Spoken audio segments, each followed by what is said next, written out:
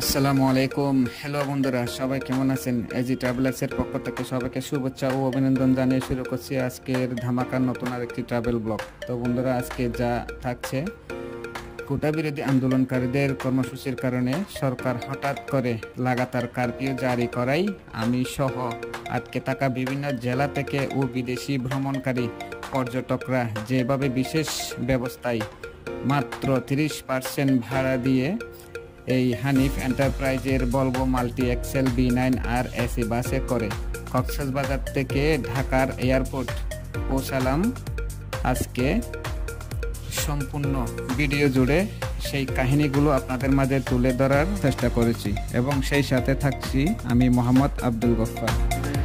বিস্তারিত সম্পূর্ণ ভিডিওটি দেখতে রিলেটেড ভিডিওতে ক্লিক করুন এবং চ্যানেলটিকে সাবস্ক্রাইব করে পাশে থাকা তাদের পরিবারের প্রতি সমবেদনা জ্ঞাপন করছি।